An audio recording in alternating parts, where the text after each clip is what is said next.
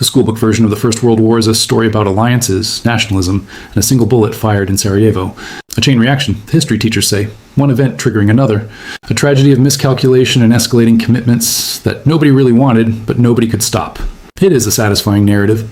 It is tidy, and it puts the cause of one of the most destructive events in human history in the hands of fate, rather than in the hands of specific people making specific calculations about specific assets they were not willing to share. Here is the version that the economics tells. In 1903, the German Empire began construction on a railway line that would run from Berlin to Baghdad. When completed, it would have connected the industrial heartland of Europe to the oil fields and grain plains of Mesopotamia in roughly 4 days of travel. It would have given Germany direct overland access to the Persian Gulf, bypassing every chokehold on global trade that the British Royal Navy controlled. It would have made German industry more competitive in Asian markets than British industry. It would have given the Ottoman Empire, Germany's ally, the economic and military coherence it needed to survive as a regional power. And it would have done all of this without a single ship crossing a single body of water that Britain could interdict. Infrastructure is never neutral. A railway line is not a railway line. It is a vector of power, drawing the economic and military potential of everything it connects toward the endpoint that controls it. The Berlin-Baghdad Railway was the most consequential piece of infrastructure in the early 20th century, not because of what it was, but because of what it would have made possible. And what it would have made possible was a strategic checkmate on the British Empire so complete that the men in London who understood it could not allow it to be finished. To understand why a railway line in the Ottoman Empire constituted an existential threat to British power, you have to understand the geometry of that power. The British Empire was, at its foundation, a maritime empire. Its authority rested on the ability of the Royal Navy to control the sea lanes through which goods, people, and information moved. The Suez Canal, which Britain had controlled since 1875, was the chokehold on the route between Europe and Asia. Every ship moving between the Mediterranean and the Indian Ocean passed through it. Every Indian export, every Persian Gulf oil shipment, every piece of commerce between the British Indian Empire and the European markets that funded it, moved through that canal under British oversight. Take the canal out of the equation, and the geography of British power changes entirely. An overland route from Europe to the Persian Gulf, running through Ottoman territory under German engineering and German finance, would have given Germany and its trading partners direct access to Asian markets that bypassed the maritime chokehold completely. Goods could move from Hamburg to Basra without ever touching a body of water that the Royal Navy patrolled. German manufactured goods could reach Persian Gulf markets 4 days after leaving the Ruhr Valley. British goods making the same journey by sea would take weeks. The competitive advantage that British maritime supremacy had been generating for a century would have been eroded, not by military confrontation, but by a railway timetable. The oil dimension made it worse. The Mesopotamian region, through which the railway's southern sections were planned to run, sat above what would prove to be some of the largest petroleum deposits in the world. In 1903, that geological fact was suspected rather than confirmed, but the suspicion was enough. The British government was simultaneously conducting negotiations about Persian and Mesopotamian oil concessions with the Ottoman authorities. A German railway running through the same territory, built under a German concession that included mineral rights along the route, was not merely a trade corridor. It was a potential claim on the resource that was about to replace coal as the lifeblood of industrial and naval power. Whoever controlled the Baghdad Railway controlled the extraction and the export of the oil beneath it. The German project had begun not as a strategic weapon, but as a commercial opportunity.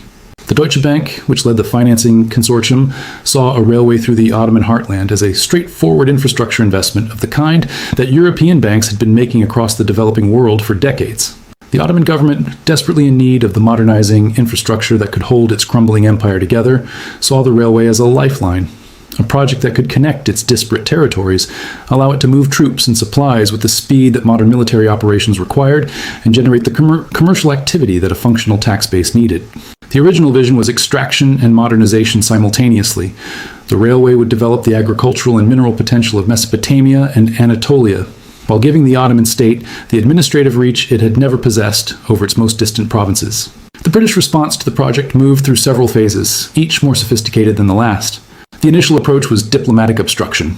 British representatives in Constantinople applied persistent pressure on the Ottoman government to limit the German concession, to exclude British-controlled territories from the route, to ensure that any section of the railway approaching the Persian Gulf would require British approval. The pressure was effective in slowing the project, but not in stopping it. The Germans were patient, the Ottomans needed the money and the infrastructure, and the diplomatic obstruction gradually revealed itself as the delaying tactic it was, rather than a permanent solution. If nobody has explained to you that the Berlin-Baghdad Railway was one of the primary strategic calculations driving the British decision to engage in the First World War, that the schoolbook story of alliance chains and accidental escalation is incomplete without the infrastructure economics, Subscribe now, because the story of a railway that never reached Baghdad is the story of how empires protect their choke points and what they are willing to do when those choke points are threatened. Stay with us. The propaganda dimension ran alongside the diplomatic obstruction. British newspapers and government communications in the years before 1914 developed an increasingly elaborate narrative about German ambitions in the Middle East, the Drang nach Osten, the push to the east, framed as an expression of German imperial aggression that threatened the stability of the entire region. The language of civilizational concern was deployed freely. British commentary on German railway construction in Ottoman territory described it in terms of German exploitation of a weakened partner, German disregard for the welfare of local populations, German commercial aggression dressed as development assistance. The strategic anxiety was real. The framing was cynical. Britain had been doing precisely the same thing in India and Egypt and Africa for a century, and had never described it in these terms when the railway builders wore British rather than German uniforms. The financial warfare was subtler and more effective than either the diplomacy or the propaganda. The Baghdad Railway required enormous capital. The Deutsche Bank Consortium had the German financial sector behind it, but a project of this scale needed international participation to be viable at the speed the German government wanted. British financial institutions, which still constituted the largest pool of internationally mobile capital in the world, were quietly discouraged from participating. The City of London's reluctance to engage with the Baghdad Railway Financing Consortium was not accidental. It was coordinated. Every year the project remained underfunded was a year the tracks did not advance toward Baghdad. By 1914, the railway had reached as far as what is now southern Turkey. The section through the Taurus Mountains, the most technically demanding part of the entire route, requiring tunnels through high-altitude terrain, was incomplete. The Mesopotamian sections, the ones that would have connected the railway to the Persian Gulf and to the oil-bearing territories, had not been started. The project was real, it was advancing, and it was on a timeline that would have seen it reach Baghdad within a decade. It was also, at that moment, still stoppable by means short of a general European war. The assassination of Franz Ferdinand in Sarajevo in June 1914 triggered the alliance mechanisms that the schoolbook describes. But the decision-making in London in the summer of 1914 was not driven solely by treaty obligations and the balance of power on the European continent. The decision-makers in Whitehall and the Foreign Office were making calculations about a world in which Germany, if it emerged from a European war victorious, or even on favorable terms, would resume the Baghdad Railway project with enhanced financial and political resources. A Germany that had consolidated its position in Europe and completed its overland route to the Persian Gulf was a Germany that had achieved a strategic checkmate on British maritime supremacy that no subsequent rearmament could reverse. The war resolved the railway question in the most direct possible way. The Ottoman Empire entered on the German side and was defeated. Its territories in Mesopotamia passed under British control through the League of Nations mandate system. The Baghdad Railway concession became worthless. The oil of Mesopotamia was developed under British auspices through the Anglo-Persian Oil Company and the arrangements that eventually produced what became the modern Iraqi oil industry. The choke point was defended. The vector of power that had threatened to redirect the geometry of global commerce away from British maritime control was cut.